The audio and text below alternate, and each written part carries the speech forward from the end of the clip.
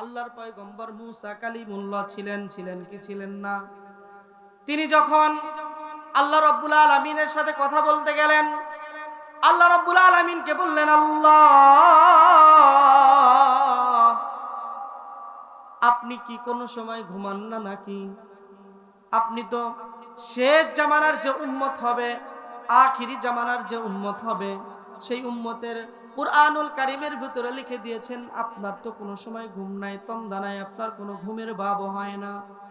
আল্লাহ রাব্বুল আলামিন বলল, মুসা রে, এই দুনিয়ার ভিতরে যদি আমি ঘুমাই তাহলে দুনিয়া কে দেখবে? আল্লাহ রাব্বুল আলামিনের পয়গম্বর মুসা একটু অন্যরকম টাইপের নবী ছিলেন। তিনি আবার আল্লাহকে জিজ্ঞাসা করলেন এবং বললেন, আমি তো বুঝলাম না আল্লাহ।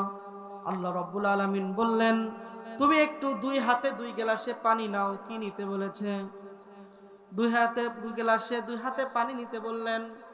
আল্লাহ রাব্বুল আলামিন পয়গম্বরকে একটু তন্দার ভাব দিলেন, ঝিমুনি ভাব দিলেন। আছে না নাই?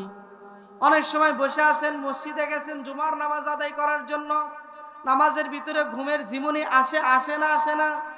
ওয়াজ মাহফিলে এসেছেন, একটু ঝিমুনি এসেছে, হুজুর কি বললো একটু শোনেন নাই, এরকম আছে না নাই? ক্ষেত খামারে গেছেন, কাজ করতে গিয়েছেন, তীব্র রোদ, কঠোর রোদ, অনেক রোদের ভিতরে একটু গাছের ছায়া তলে বসেছেন, একটু তন্দার ভাব আসে কি আসে না? আসে না? এই যে তন্দার ভাব এলো, হযরত মুসা কালিমুল্লাহ হাতে যখন গেলাস একটু তন্দার ভাব হয়েছে, একটু বলেন তো হযরত মুসা পয়গম্বরের হাতে আর ওই গ্লাস থাকবে কি থাকবে না? থাকবে কি থাকবে না? হযরত মুসা পয়গম্বর ঘুম থেকে যখন, ঝিমিনু থেকে, নিদ্রা তন্দ্রা থেকে যখন উঠে গেলেন, দেখে তার হাতে গ্লাস নাই। আল্লাহকে বললেন, আল্লাহ তোমার সাথে তো আমি কথা বলতেছিলাম, কোন সময় তো তোমার সাথে কথা বলতে গিয়ে আমি কোনো সময় ঘুমাই না, তাহলে আজকে কি এমন হলো আমি ঘুমালাম আবার গ্লাসটাও ফেলে দিলাম? আপনার এর ভিতর কি রুখসত, কি মাকসাদ, কি কথা আছে আমাকে একটু বলেন। আল্লাহর পয়গম্বর মুসা জিজ্ঞাসা করার পর আল্লাহ তাআলা বলে, মুসা রে, এই দুনিয়ার ভিতরে সামান্য গ্লাসের পানি তুমি হাতে রেখেছ, তোমাকে আমি ঘুমের মধ্যে একটু তন্দ্রা দিয়েছি, তাহলে এই তন্দ্রার কারণে তোমার হাত থেকে এই গ্লাসটা পরে পানি পড়ে গেল। তাহলে একটু চিন্তা করো, এই তামাম দুনিয়া, আসমান জমিন, এত বড় আসমান জমিন আমি আল্লাহ নিয়ন্ত্রণ করতেছি, যদি আমি একটু ঘুমাই তাহলে এই দুনিয়ার কি অবস্থা হতে পারে? সুবহানাল্লাহ। তাহলে এই দুনিয়ার অবস্থা কি হতে পারে? আল্লাহর পয়গম্বর সাল্লাল্লাহু আলাইহি ওয়াসাল্লাম বলেন, তিন ব্যক্তির দুয়ার ভিতরে আল্লাহ রাব্বুল আলামিনের কোনো পর্দা থাকে না। এই যে আমরা সামিয়ানার ভিতরে বসে আছি, উপরের ভিতরে কিন্তু একটা পর্দা আছে, যে কুয়াশা যেন না নামে। আছে না নাই? আপনি ঘরের ভিতরে হোক, 10তলা বিল্ডিং এর যদি সবচেয়ে নিচতলাও যদি আপনি দোয়া করতে থাকেন, তারপরে আল্লাহ রাব্বুল আলামিন, আর ওই তিন ব্যক্তির ভিতরে কোনো পার্থক্য থাকে না, কোনো পর্দা থাকে না। নাম্বার 1 হলো দাওয়াতুল মাজলুম। নাম্বার 1 দাওয়াতুল মাজলুম, ওই ব্যক্তি যে ব্যক্তির উপরে সমাজের মানুষগুলো, রাষ্ট্রের মানুষগুলো, সমাজের যারা মুরব্বী আছে, সমাজের যারা নেতা আছে, তারা ওই সব ব্যক্তির উপরে, তার নিচে যে ক্ষমতাধারী লোকজন আছে, একজন পরিবারের ভিতরে একজন কিন্তু মাথা থাকে কি থাকে না? তার কথা অনুযায়ী সবাই কিন্তু চলতে চায়। সেই কঠিন বিচারের দিন পাহাড় পরিমাণ নেকামল নিয়ে আল্লাহ রাব্বুল আলামিনের সামনে দণ্ডায়মান হবে, কিন্তু পাহাড় পরিমাণ গুনাহ নিয়ে আল্লাহ রাব্বুল আলামিনের জাহান্নামে চলে যাবে।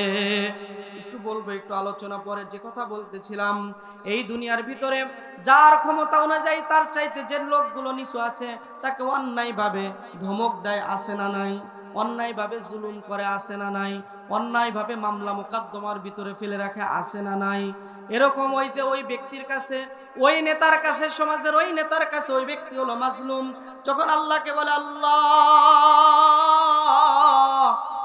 এই দুনিয়ার ভিতরে আমি তো মাজলুম, আমি ওই ব্যক্তিকে কোনো কিছু বলতে পারি না, আল্লাহ রাব্বুল আলামিন তোমার কাছে বিচার দিয়ে দিলাম, তুমি তাকে দেখো আল্লাহ।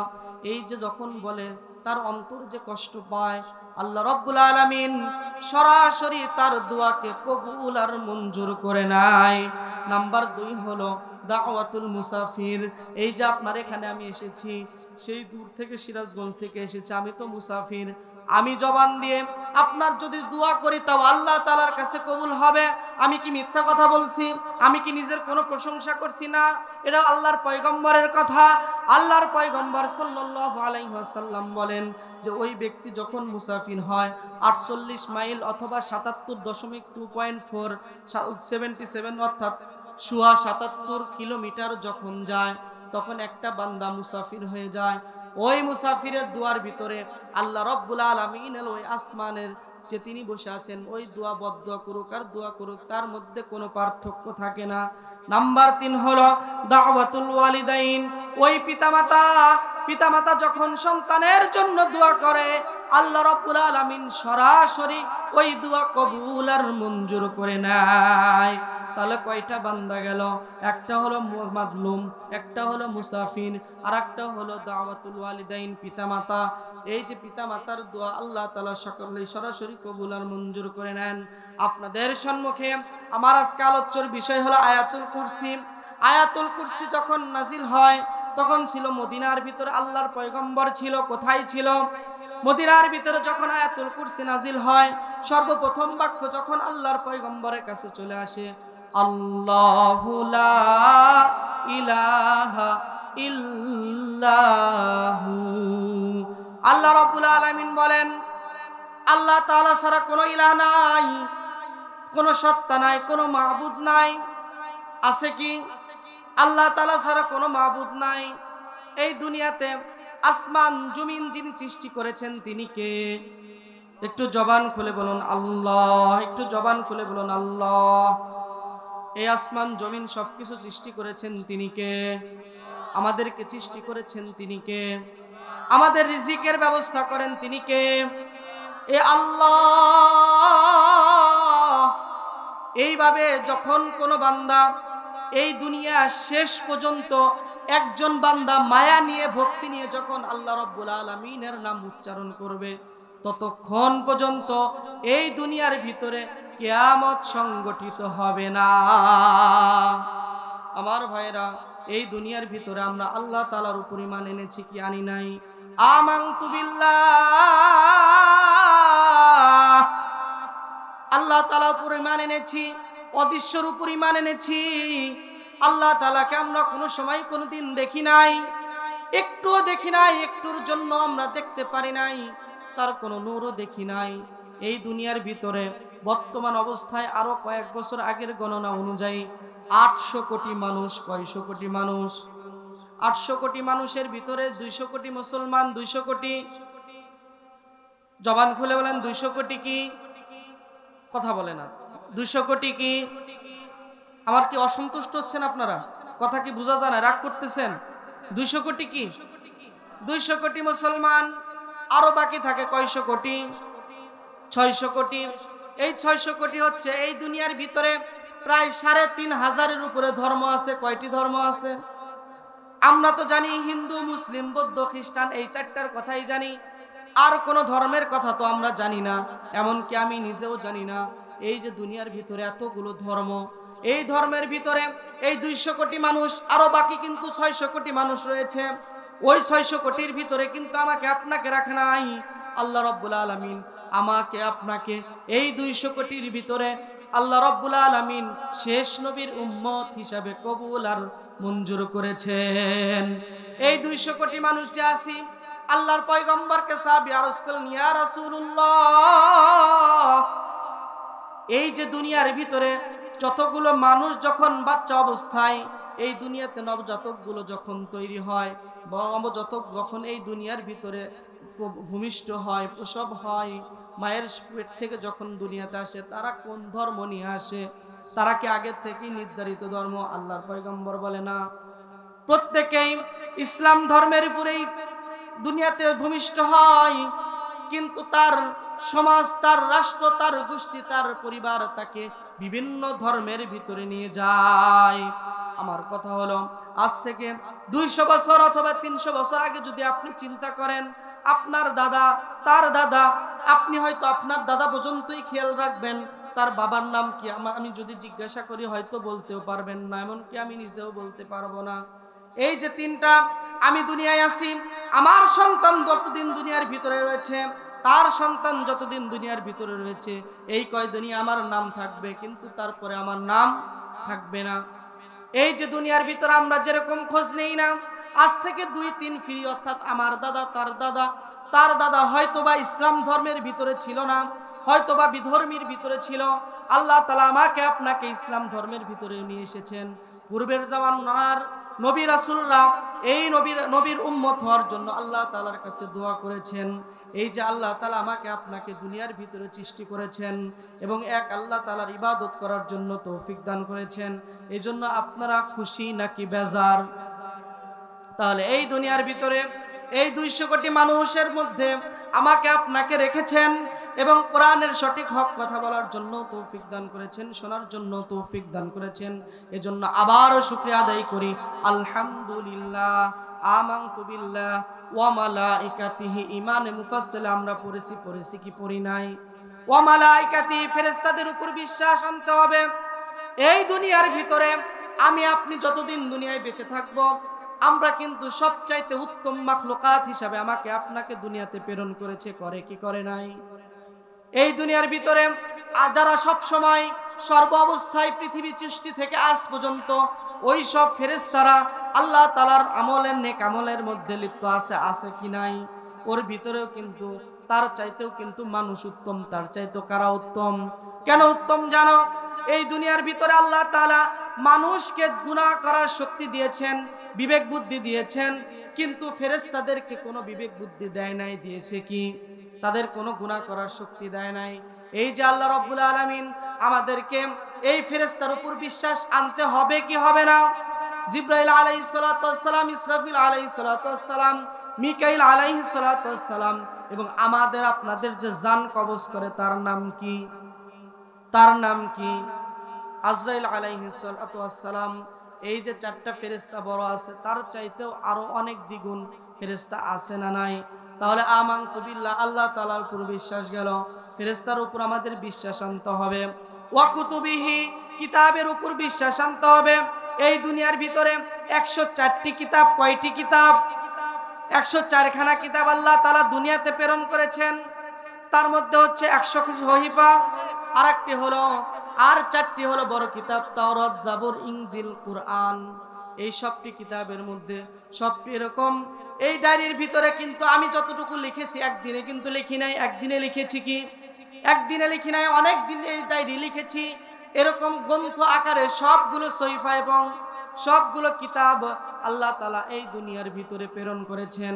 কিন্তু আমার আপনার যে কিতাব কুরআনুল কারীম, আল্লাহ রাব্বুল আলামিন দীর্ঘ 23 বছর যাবত এই দুনিয়ার ভিতরে যখন যতটুকু প্রয়োজন, যখন কোনো সমস্যার সমাধানের জন্য যতটুকু প্রয়োজন, ততটুকুই আল্লাহ রাব্বুল আলামিন এই দুনিয়াতে প্রেরণ করেছেন।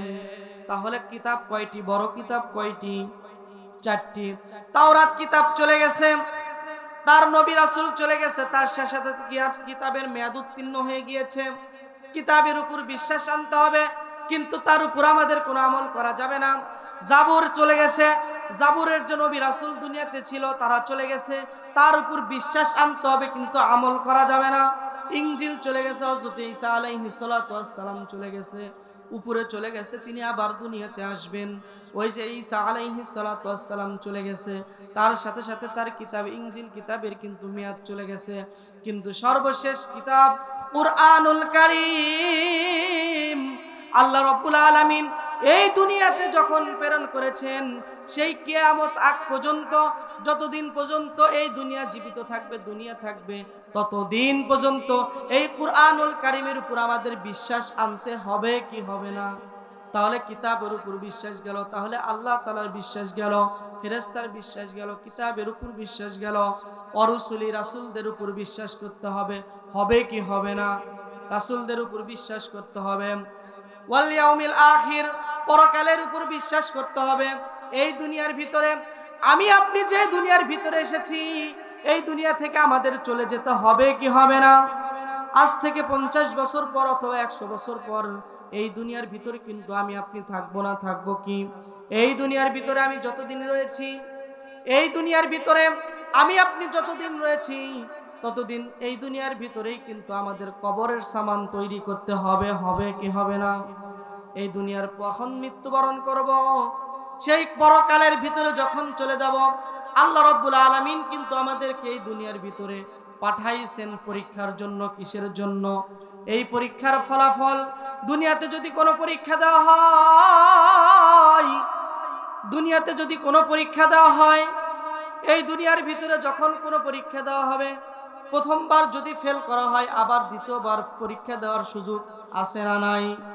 পরীক্ষা এই দুনিয়াতে যখন আপনি এসএসসি পরীক্ষা দিতে গেলেন, একটা সাবজেক্টে ফেল, পরের বার আবার সেই পরীক্ষা ফর্ম ফিল আপ করে পরীক্ষা দেওয়ার সুযোগ আছে।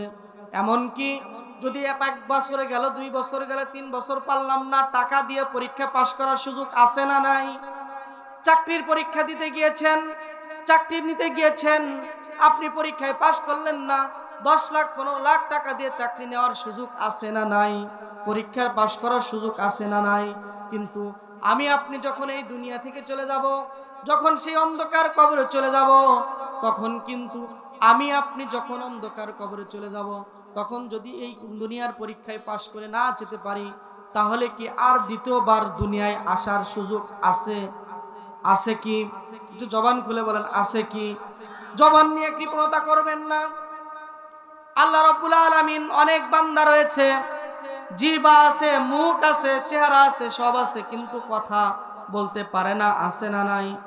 আমি আপনি এই জবানের ভিতরে রয়েছি, বারবার আল্লাহ তাআলার নাম বলতেছি, হাদিসের কথা বলতেছি, কোরআনের কথা বলতেছি, বুঝাচ্ছি, আপনারা বুঝছেন, তারপরেও বুঝার উপর কোনো স্বীকারোক্তি দিচ্ছেন না, জবান খুলে একটু বলতেছেন না। এমন হতে পারে আল্লাহ তাআলা নারাজ হয়ে এই জবানকে বন্ধ করে দিতে পারে কি পারে না? এই দুনিয়ার ভিতরে 100 বছর যদি কোনো বান্দা দুনিয়ায় বেঁচে থাকে, 500 বছর যদিও সম্ভব না, তারপরেও যদি দুনিয়াতে বেঁচে থাকে, এই 500 বছর যদি ক্ষমতা পায়, আর যদি মানুষের উপর ক্ষমতা দেয়, এই 500 বছর পরস্পর ক্ষমতা সমানভাবে পরিচালনা করেছেন, তার দাপট দেখে কে? আছে না নাই? এই ক্ষমতা যখন সামান্য একটা ব্রেন স্ট্রোকের কারণে কোনো একটা ব্রেনের নার্ভ বন্ধ হয়ে গিয়েছে, সে আর হাঁটতে পারে না, কথা বলতে পারে না। আছে না নাই? এরকম জবান আল্লাহ তাআলা আমাকে আপনাকে দিয়েছেন, আমাকে আপনাকে হাত পা দিয়েছেন, কথা বলার শক্তি দিয়েছেন, হাঁটার শক্তি দিয়েছেন, চলার শক্তি দিয়েছেন। আল্লাহ রাব্বুল আলামিন ডাক দে বলো, বান্দা তোমরা কি দুনিয়াতে একটু চেয়ে চেয়ে দেখো না, একটু তাদেরকে একটু সামান্য ব্রেন স্ট্রোক দিয়েছি। এই ব্রেন স্ট্রোক কিন্তু বাইরে থেকে কাউকে দেখা যায় না, কোনো জায়গায় কাটার চিহ্ন নাই, কোনো জায়গায় ফোলার চিহ্ন নাই, কিন্তু ওই বান্দা এমন কি হয়ে গেল, পুরা শরীর প্যারালাইজড হয়ে যায়, আর কথাও বলতে পারে না, হাঁটতেও পারে না, চলতেও পারে না। আছে না নাই? এই জন্য জবান খুলে আল্লাহ তাআলার নাম সব সময় ডাক দিয়ে সব সময় জিকিরের মধ্যে নিয়ে আসবেন। যে কথাই ছিলাম, তাহলে দুনিয়াতে যদি কোনো পরীক্ষায় পাশ না করি, তাহলে কিন্তু আবার এই দুনিয়ার ভিতরে টাকা দিয়ে হোক, আবার দ্বিতীয়বার পরীক্ষা দিয়ে হোক, পাশ করার সুযোগ আছে না নাই? কিন্তু এই কবরে যখন আমি আপনি চলে যাব, তখন কিন্তু আমার আপনার আর দ্বিতীয়বার এখানে আসার আর সুযোগ হবে না। তাহলে গেল আখিরাতের উপর বিশ্বাস, চলে গেল ওয়াশাররিহি মিনাল্লাহি তাআলা ওয়াল বা'সি বা'দাল মাউত। মওতের উপর বিশ্বাস করতে হবে, তাকদীরের উপর বিশ্বাস করতে হবে। তাকদীর 2 প্রকার, কয় প্রকার? তাকদীর 2 প্রকার, কয় প্রকার মুরব্বিরা? 2 প্রকার। একটা হলো ঝুলন্ত, সেটা ঝুলতেছে, আর একটা হলো অবধারিত। আপনার জন্ম মৃত্যু, আপনার যেখানে আপনার মৃত্যু হবে সেখানে কিন্তু আপনি যাবেন, কিন্তু যেটা ঝুলন্ত, দুয়ার বদলে সেটা পরিবর্তন হয়। সেটা হলো আপনি জামালপুর চলে যাচ্ছেন, যাওয়ার পথে আপনি যে যানবাহনে চলেছেন, সেই যানবাহনেই বাসে চলেন বা রিকশায় চলেন বা ভ্যানে চলেন, একসাথে বসে আছেন, আপনার পাশের বান্দা মরে গেছে, মৃত্যুবরণ করেছে অ্যাক্সিডেন্টের কারণে, কিন্তু আল্লাহ তাআলা আপনাকে কোথাও ব্যথাও দেয় নাই, কিছুই দেয় নাই। ওখানে আপনার হয়তোবা হাত ভাঙার কথা ছিল, আল্লাহ রাব্বুল আলামিন দুনিয়াতে আপনাকে এমন ভাবে সেখানে আপনাকে লালন পালন করেছে, হয়তো আপনার বাবা মার দোয়া বা কোনো ভালো মানুষের দোয়ার কারণে আল্লাহ রাব্বুল আলামিন আপনার ওই ভাগ্য থেকে সরে নিয়ে এসে আল্লাহ তাআলা আপনাকে সুস্থতা দিয়েছেন। একটু পেরেশান দিয়ে, একটু কষ্ট দিয়ে আপনাকে ওই পা ভাঙ্গা হাত ভাঙ্গা থেকে আপনাকে বিরত রেখেছেন। এজন্য সবসময় দোয়া করা। 3 উপায়ে দোয়া কবুল হয়। কয় উপায়ে? 3টি উপায়ে দোয়া কবুল হয়। আমরা অনেক সময় বলি যে এই দুনিয়ার ভিতরে আমি কত নামাজ পড়লাম, কত মানুষের কাছে দোয়া চাইলাম, কত মানুষের কাছে দোয়া চাওয়ার পরেও তো আমার আপনার দোয়া তো কবুল হয় না। এরকম লোক আছে না নাই? নামাজ খুব পড়েছি, নামাজ এত পড়ি, কিন্তু আল্লাহ তো আমার কথা শোনে না, আছে না নাই? এরকম অনেক বান্দা আছে নামাজ পড়ে, কিন্তু তার ক্ষেতের ভিতরে অনেক সময় এমন যে সে যখন ক্ষেত লাগায় তখন তার ক্ষেতের মধ্যে বৃষ্টি হয়, বৃষ্টির প্রয়োজন নাই, তাও হয়। তখন আল্লাহকে বলে, আল্লাহকে আমাকে সহে দেয় না, আছে না নাই? আল্লাহকে আমার বাড়িতে খালি মেহমান পাঠান লাগবো, আল্লাহ তাআলাকে আমার গরুতে খালি বকনা বাছুরিয়া লাগবো, এরকম লোক আছে না নাই? আপনাদের এলাকায় না, আমাদের এলাকায় আছে। আপনার এলাকায় তো সুন্দর মানুষ, সবাই সবাই ভালো মানুষ। আবার এমনও মানুষ দেখছি, বেজি বেজি চেনেন আপনারা? বেজি চেনেন না? ওই মুরগির বাচ্চা ধরে ধরে খায়। কি করে? মুরগির বাচ্চা ধরে ধরে খায়। একজন মাস্টার মানুষ, খুব ভালো মানুষ, আল্লাহ তাআলা তাকে হেদায়েত দান করেন, সকলে আল্লাহুম্মা আমিন। সেই বান্দা একদিন ওই বেজি কি করে, প্রতিদিন একটা করে মুরগির বাচ্চা খায়। আর তারপরে তার বাচ্চা ছিল 16-17টা, এখন হয়ে গেছে 5টা। ওই 5টা পাড়া দিয়ে দিয়ে মারে, কয় আল্লাহ খেলে আমার এই মুরগির ছাউগুলাই সহে দেয় বেশি, আর কাউ কিছু সহে দেয় ব্যাপারে না। এই যে আল্লাহ তাআলাকে সে 5 ওয়াক্ত নামাজও পড়ে। এরকম লোক আছে না নাই? কম না বেশি? এরকম লোক অসংখ্য রয়েছে যারা কোরআনের কথাকে ভালোবাসে না, আল্লাহ তাআলার নামাজ পড়ে, আল্লাহ তাআলার কোনো রহমতকে তারা ভালোবাসে না। বৃষ্টি যখন একদিনের কাছে 2 দিন হয় আল্লাহ তাআলাকে গালিগালাজ করে, আছে না নাই? সে যদি সারা দিন সেজদায় পড়ে যদি কান্না করে, পশ্চিম দিক না উত্তর দিক, কারণ পশ্চিম দিকটা আল্লাহ তাআলাকে সেজদা করে, যদি উত্তর দিক বা অন্য দিক যদি সেজদা করে, আর যদি সারা রাত কান্না করে যে বৃষ্টি নামাও, কেউ কি নামাতে পারবে? আর যদি কয় বৃষ্টি থামাও, কেউ কি থামাতে পারবে? তাহলে ক্ষমতা সব কার? আসতেছে সামনে কথা, যে ক্ষমতা একমাত্র কার? ক্ষমতার অহংকার করা যাবে কি? তাহলে আমরা কিন্তু তাকদীরের উপর বিশ্বাস করব। কোথায় ছিলাম? যে দোয়া কবুল হয় 3টা উপায়ে। কয়টা উপায়ে? 3টা। একটা হলো আল্লাহ তাআলার কাছে যখন দোয়া করে বান্দা, তখন আল্লাহ তাআলা সরাসরি কবুল আর মঞ্জুর করে নেন। সুবহানাল্লাহ কোন। আর একটা উপায় হলো যে আল্লাহ তাআলার কাছে চাইছি 10 টাকার জিনিস, পাইছি 100 টাকার জিনিস। সুবহানাল্লাহ কোন। আল্লাহ তাআলার কাছে দোয়া করছেন, আল্লাহ আমার তো দুনিয়ার ভিতর অর্থ সম্পদ নাই, চলাফেরাই কষ্ট, আল্লাহ তুমি আমাকে অর্থ সম্পদ দাও, আমি একটু দান সদকা করব। এরকম কি আমরা চাই কি চাই না? যে আল্লাহ আমাকে একটু অর্থ সম্পদ দাও, তোমার সেই ঘরে যাব, কাবা ঘরে যাব। কাবা ঘরে যাওয়ার মন মানসিকতা আছে না নাই? ইচ্ছা আছে না নাই?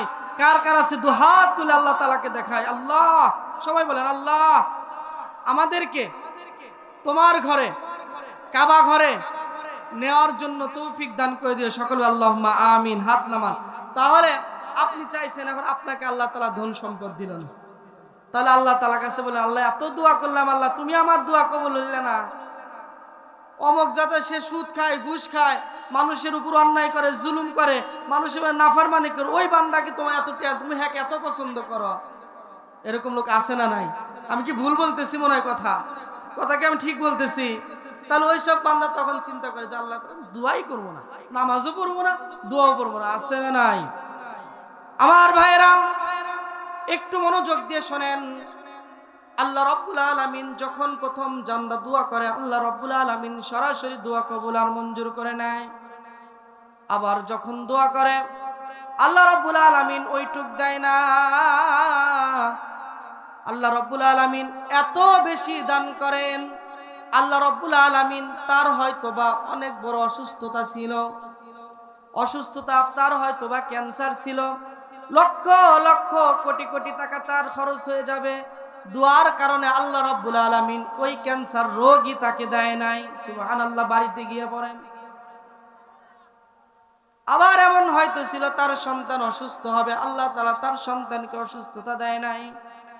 এরকমও হতে পারে এই দোয়ার কারণে আপনি চাইলেন 10 টাকার জিনিস, আল্লাহ তাআলা আপনাকে এত বড় জিনিস দিয়ে দিল, ওই 10 টাকার জিনিসও তার ভিতরে রয়েছে। আর একটা হলো 3 নাম্বার উপায় হলো আল্লাহ রাব্বুল আলামিনের কাছে এই দুনিয়ার মানুষ যখন দোয়া করে তখন আল্লাহ রাব্বুল আলামিন দুনিয়াতে দেয় না, অর্থ সম্পদ দেয় না, যা চায় তাও দেয় না। আল্লাহ রাব্বুল আলামিন তাকে এমন কিছু দেয় সেই কঠিন বিচারের দিনে তাকে এই দুয়ার বদলে নেক আমল দিয়ে দেন। বান্দা তখন বলবে, আল্লাহ এই দুনিয়াতে যদি আমার কোনো দুয়াই কবুল না করতে, তাহলে আজকে আমি যদি ওই নেক আমলগুলো পেতাম কতই না ভালো হতো। তাহলে এখন আমার প্রশ্ন, যদি হাদিস বুঝে থাকেন তাহলে বলেন তো, তাহলে দোয়া দুনিয়াতে কবুল করা ভালো না আখিরাতে কবুল করা ভালো? আখিরাতে না? তাহলে আল্লাহ তাআলার কাছে দোয়া করব, পারবো তো ইনশাআল্লাহ। তাহলে আমরা দুনিয়াতে তাকদীরের উপর বিশ্বাস করব, যা এবং ভালো ভালো মানুষদের কাছে, যাদের কাছে দোয়া কবুল হয়, আপনারা শুনেন নাই? মজলুম, মুসাফির আর একটা মা বাবা, তাদের কাছে কি করব? দোয়া নেব ইনশাআল্লাহ। তাহলে আল্লাহ তাআলার উপর আমরা ঈমান আনলাম। আল্লাহু লা ইলাহা ইল্লাহু, একটা বাক্য। পরের বাক্যে চলে যাই, আল হাইয়ুল কাইয়্যুম, তিনি চিরঞ্জীব এবং সুপ্রতিষ্ঠিত ধারক বাহক। তিনি জীবিত বিদ্যমান থাকবেন, তিনি কখনো মৃত্যুবরণ করবেন না। এই দুনিয়ার ভিতরে সকল কিছু তিনি সবচাইতে বেশি ক্ষমতাধারী লোক, ক্ষমতাধারী আল্লাহ রাব্বুল আলামিন সবচাইতে বেশি ক্ষমতাধারী। এই দুনিয়ার ভিতরে, আসমান এবং জমিনের ভিতরে সবচাইতে বেশি ক্ষমতাধারী তিনি কে? তিনি কে? সে আল্লাহ রাব্বুল আলামিন।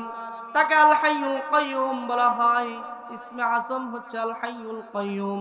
বদরের যুদ্ধে আলী রাদিয়াল্লাহু তাআলা আনহু তিনি গেলেন, তিনি বললেন যে আল্লাহর পয়গম্বর সাল্লাল্লাহু আলাইহি ওয়াসাল্লাম যুদ্ধের ময়দানে চলে গিয়েছে, দেখি কি করে।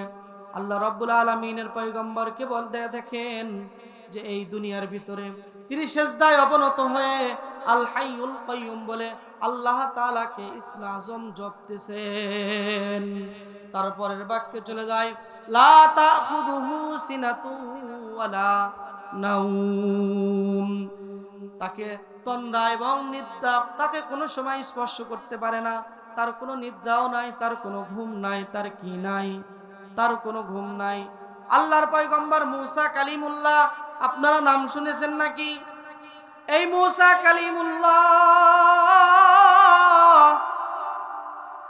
যখন আল্লাহ রাব্বুল আলামিনের কাছে কথোপকথন করতে গিয়েছেন, তিনি কিন্তু কথা বলতেন, আল্লাহ তাআলার সাথে কথা বলতেন। আপনারা জানেন কি জানেন না?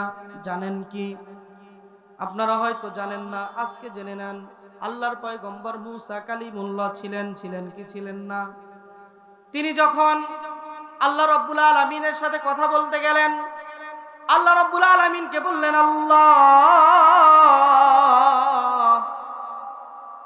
আপনি কি কোনো সময় ঘুমান না নাকি?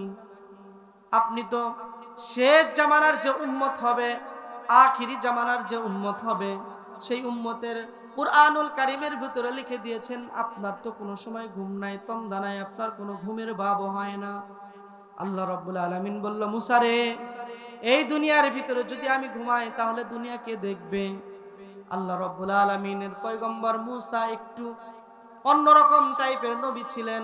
তিনি আবার আল্লাহকে জিজ্ঞাসা করলেন এবং বললেন, আমি তো বুঝলাম না আল্লাহ। আল্লাহ রাব্বুল আলামিন বললেন, তুমি একটু 2 হাতে 2 গ্লাসে পানি নাও। কি নিতে বলেছে? 2 হাতে 2 গ্লাসে 2 হাতে পানি নিতে বললেন। আল্লাহ রাব্বুল আলামিন পয়গম্বরকে একটু তন্দ্রার ভাব দিলেন, ঝিমুনি ভাব দিলেন। আছে না নাই? অনেক সময় বসে আছেন, মসজিদে গেছেন জুমার নামাজ আদায় করার জন্য, নামাজের ভিতরে ঘুমের ঝিমুনি আসে না? ওয়াজ মাহফিলে এসেছেন, একটু ঝিমুনি এসেছে, হুজুর কি বললো একটু শোনেন নাই, এরকম আছে না নাই? ক্ষেত খামারে গেছেন, কাজ করতে গিয়েছেন, তীব্র রোদ, কঠোর রোদ, অনেক রোদের ভিতরে একটু গাছের ছায়াতলে বসেছেন, একটু তন্দ্রার ভাব আসে কি আসে না? আসে কি আসে না? এই যে তন্দ্রার ভাব এলো, হযরত মূসা কালিমুল্লাহ হাতে যখন গ্লাস একটু তন্দ্রার ভাব হয়েছে, একটু বলেন তো হযরত মূসা পয়গম্বরের হাতে আর ওই গ্লাস থাকবে কি থাকবে না? থাকবে কি? থাকবে না। হযরত মূসা পয়গম্বর ঘুম থেকে যখন ঝিমিনু থেকে নিদ্রা তন্দ্রা থেকে যখন উঠে গেলেন, দেখে তার হাতে গ্লাস নাই। আল্লাহকে বললেন, আল্লাহ, তোমার সাথে তো আমি কথা বলতেছিলাম, কোনো সময় তো তোমার সাথে কথা বলতে গিয়ে আমি কোনো সময় ঘুমাই না, তাহলে আজকে কি এমন হলো আমি ঘুমালাম আবার গ্লাসটাও ফেলে দিলাম? আপনার এর ভিতর কি রুখসত, কি মাকসাদ, কি কথা আছে আমাকে একটু বলেন। আল্লাহর পয়গম্বর মূসা জিজ্ঞাসা করার পর আল্লাহ তাআলা বলে, ও মূসা রে, এই দুনিয়ার ভিতরে সামান্য গ্লাসের পানি তুমি হাতে রেখেছো, তোমাকে আমি ঘুমের মধ্যে একটু তন্দ্রা দিয়েছি, তাহলে এই তন্দ্রার কারণে তোমার হাত থেকে এই গ্লাসটা পরে পানি পড়ে গেল। তাহলে একটু চিন্তা করো, এই তামাম দুনিয়া আসমান জমিন, এত বড় আসমান জমিন আমি আল্লাহ নিয়ন্ত্রণ করতেছি, যদি আমি একটু ঘুমাই তাহলে এই দুনিয়ার কি অবস্থা হতে পারে? সুবহানাল্লাহ। তাহলে এই দুনিয়ার অবস্থা কি হতে পারে? এই দুনিয়া ঠিক থাকবে কি? হযরত মূসা পয়গম্বর সিজদায় অবনত হয়ে গেলেন, আল্লাহকে বলেন, আল্লাহ, আমার তো অনেক ভুল হয়ে গিয়েছে, আমাকে এই প্রশ্নের উত্তর দেওয়া, এই প্রশ্ন করা আমার ঠিক হয় নাই। এই এত বড় আসমান জমিন আপনার নিয়ন্ত্রণে, আপনি যদি একটু ঘুমান তাহলে আসমান জমিন কিছুই থাকবে না। কয়টি বাক্য গেল? 3টি বাক্য গেল। কয়টি বাক্য গেল? নাম্বার 4 নাম্বার বাক্য হলো, সবাই যদি যাদের মুখস্থ আছে আমার সাথে পড়েন, লাহু মা ফিস সামাওয়াতি ওয়া মা ফিল আরদ। আকাশ জমিনে যা কিছু রয়েছে সবকিছু একমাত্র কার মালিকাধীন? একমাত্র সবকিছুর মালিক আল্লাহ। এই দুনিয়ার ভিতরে আমি আপনাকে যে ধন সম্পদ দিয়েছেন আল্লাহ, আমার যদি এতগুলো গরু থাকে, সবকিছুর মালিক কিন্তু আমি। এই দুনিয়াতে মালিককে, কিন্তু কবরে স্বয়ং সম্পূর্ণ সবকিছুর মালিক একমাত্র তিনি কে? আমার যদি কোটি কোটি টাকা থাকে, তার মালিক আল্লাহ। আমাকে আপনাকে দায়িত্ব দিয়েছেন, আমরা কি করি, কোন জায়গায় ব্যয় করি, কোন অর্থায়ন করি? অমুক জায়গায় মসজিদ হয়েছিল, ওই মসজিদের উন্নতিকল্পে মাহফিল দিয়েছিল, আমরা সেখানে দান করি না, এরকম লোক আছে না নাই? আমি দেখলাম আপনার এলাকায়, এখানে দেখলাম বিশেষ অতিথিবৃন্দর ভিতরে সবাই দেখলাম প্রবাসী, আছে না নাই? কত কষ্ট করে তারা প্রবাস জীবনে তারা অর্থ সম্পদ কামাই করে, কত কষ্ট করে তারা প্রবাসের ভিতরে থাকে, অনেক কষ্টে থাকে, মা বাবাকে বলে না। এমনও প্রবাসী রয়েছে, মা বাবা দুনিয়া থেকে মরে যায়, দুনিয়া থেকে মৃত্যুবরণ করে, কিন্তু এই প্রবাস জীবনে থাকার কারণে মা বাবাকে শেষ পর্যন্ত দেখতে পারে না, আছে না নাই? এরকম অনেকের সন্তান রয়েছে ওই দূর জায়গায়। আমরা এই দুনিয়ার ভিতরে যত রাতই হোক মাহফিল থেকে ফিরে কিন্তু আবার বাড়িতে চলে যাই কি যায় না? যাওয়ার পরে মা বাবাকে ডাকি, মা বাবা আমাদেরকে দেখতে পারে। সারাদিন কঠোর পরিশ্রমের পরেও যদি কোনো সন্তান দুনিয়াতে যায়, দুনিয়াতে তার বাড়িতে যখন যায়, মায়ের মুখ যখন দেখে, তার যখন সবসময় তার প্রশান্ত হৃদয় হয় কি হয় না? কিন্তু প্রবাস জীবনে যারা থাকে, এত কষ্ট করে তারা কাজ করে। অনেক ভিডিও দেখা যায় উঁচু উঁচু বিল্ডিং এর ভিতরে তারা একদম কর্নারে কান নিচে যখন কাজ করে, নিচে 100 তলা অথবা 50 তলা 7 তলা নিচে শুধুমাত্র একটা রশির সেফটি ছাড়া আর কিছু থাকে না বাবা। তারা এত কষ্ট করে সেখান থেকে অর্থ সম্পদ দুনিয়াতে পাঠায়। আর দুনিয়াতে তার ছোট ভাই, তার স্ত্রীরা এমনও রয়েছে, তার স্ত্রী এমন ভাব ভঙ্গিমা নিয়ে চলে, তাদের মনে হয় কোনো চিন্তাই নাই, স্বামীর প্রতি আছে না নাই? এমনও রয়েছে এই দুনিয়ার ভিতরে প্রবাসে স্বামী থাকে, প্রবাস থেকে তখন তার বাবাকে দায়িত্ব দেওয়া হয় যে আব্বা তুমি একটু ওদের বাজার করে দিও। কিছুদিন পরে তার সন্তানকে তার বাবার নামে নালিশ করে, তার সন্তানের বউ আছে না নাই? এই নালিশ করার পরে তার যে সন্তানের বউ দুনিয়াতে রয়েছে, তার স্বামী নাই, কিন্তু সেই বাজার করতে যায়, আছে না নাই? এমনও রয়েছে মাছের হাটে, গরুর হাটে, সব জায়গায় প্রবাসীর স্ত্রীদেরকে দেখা যায়, আছে না নাই? আমার আলোচ্য বিষয় ওদিকে নয়। এই যে আল্লাহ রাব্বুল আলামিন এই দুনিয়াতে আমাকে আপনাকে প্রেরণ করেছে, আসমান জমিনে যা কিছু প্রেরণ করেছে, যা অর্থ সম্পদ প্রেরণ করেছে, আল্লাহ রাব্বুল আলামিন সব কিছুর মালিক হলো একচ্ছত্র মালিক। তিনি কে? তিনি কে? আল্লাহ রাব্বুল আলামিন এই দুনিয়াতে সব কিছুর মালিক তিনি। ইন্নামা আমরুহু ইযা আরাদা শাইআন আইয়াকুলা লাহু কুন ফায়াকুন। তিনি তো স্বয়ং সম্পূর্ণ, তিনি স্বয়ং ইচ্ছার মালিক। তিনি যখন যা বলেন তাই হয়ে যায়, শুধুমাত্র বলে কোন, তখন পাত্র হয়ে যায়। আমি আপনি অসুস্থ, দুনিয়ার কোনো ডাক্তার আমাদেরকে ফেরত দিয়েছে। ক্যান্সার হয়েছে, আপনি ইন্ডিয়া গিয়েছেন, বেঙ্গালুরুতে গিয়েছেন, সেখানকার ডাক্তার আপনাকে ফেরত দিয়েছে। কিন্তু আপনি এই দুনিয়ার ভিতরে যখন রয়েছেন, আপনি এই দুনিয়ার ভিতরে ডাক্তার আপনার চিকিৎসা করতে পারে না, দুনিয়াবি কোনো ওষুধ আপনার চিকিৎসা করতে পারে না। আপনার এই অসুখ থেকে শেফা দান করতে পারে তিনি একমাত্র কে? সে আল্লাহ রাব্বুল আলামিন। যদি একবার বলে ওই বান্দা তোমার যা ক্যান্সার আছে তুমি ঠিক হয়ে যাও, ঠিক হয়ে যাবে। আল্লাহ রাব্বুল আলামিন যখন বলে কোনো কিছুর ইচ্ছা করেন তখন তা ফলে হয়ে যায়। তারপরের বাক্যে চলে যায়, মান যাল্লাযী ইয়াশফাউ ইনদাহু ইল্লা বিইযনি। কে সে তার নিকট সুপারিশ করবে তার অনুমতি ছাড়া? এখন একটু কথাগুলো ভালোভাবে বোঝেন। সেই কঠিন বিচারের দিন আল্লাহ রাব্বুল আলামিন আমাকে আপনাকে যখন তার কাঠগড়ায় দাঁড়াবে, তখন কিন্তু কোনো বান্দা নাই থাকবে কি, কোনো নেতা নাই থাকবে কি? এই যে সামনে নির্বাচন আসতেছে, কত নেতার পিছনে কত মানুষ ছুটে যাবে দুনিয়াবে একটু ফায়দা লুটের জন্য। কিন্তু সেই কঠিন বিচারের দিন কোন নেতা কি থাকবে? ওই নেতার পরিচয় কি থাকবে? কোন পীরের পরিচয় থাকবে কি? কোন পীরের কিন্তু পরিচয় থাকবে না। কোনো কেউ সুপারিশ করতে পারবে না। একমাত্র আল্লাহ রাব্বুল আলামিনের পয়গম্বর সাল্লাল্লাহু আলাইহি ওয়াসাল্লাম, হাদিসে এসেছে হাসরের ময়দানে সর্বপ্রথম আমি রাসূল সর্বপ্রথম আল্লাহ তাআলার কাছে সুপারিশ করব। কাদের জন্য? তার উম্মতদের জন্য। আল্লাহ রাব্বুল আলামিন তাকে এক্সট্রা একটা ক্ষমতা দিবেন। এটাকে মাকামে মাহমুদ বলা হয়। একামে মাকামে মাহমুদ বলা হয়।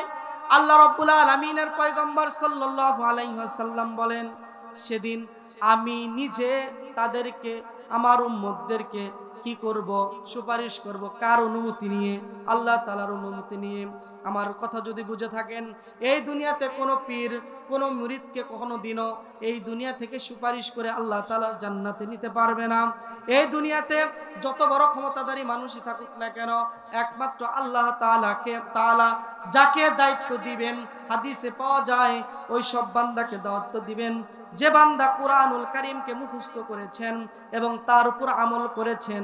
তিনি তার 11 জনকে সুপারিশ করে আল্লাহ তাআলার জান্নাতে নিয়ে যাবে। সুবহানাল্লাহ। এজন্য এই দুনিয়ার ভিতরে আমরা সব সময় চেষ্টা করব যে একমাত্র ক্ষমতার মালিক তিনি কে? আল্লাহ তাআলা। এইটুকুই, আর কিছু না। সব জায়গায় আমি কাজ করতেছি, আমি যে কোনো কাজের মধ্যে লিপ্ত আছি, ওই কাজের মধ্যে লিপ্ত থাকবো, একমাত্র আল্লাহ তাআলাকেই হাজির নাজির করবো যে আল্লাহ তুমি তো দেখতেছো।